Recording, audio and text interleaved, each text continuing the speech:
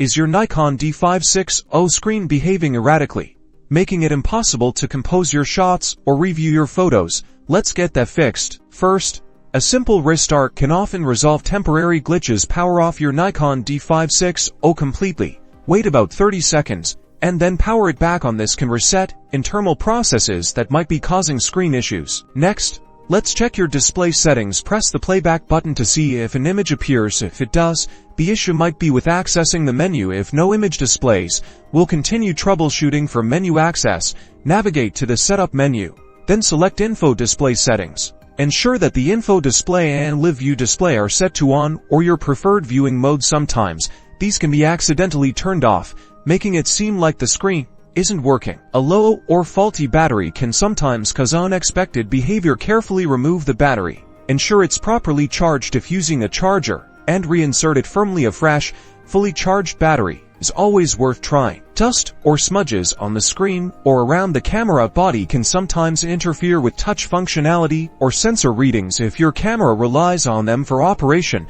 use a soft, lint-free cloth to gently clean the screen and the camera's exterior.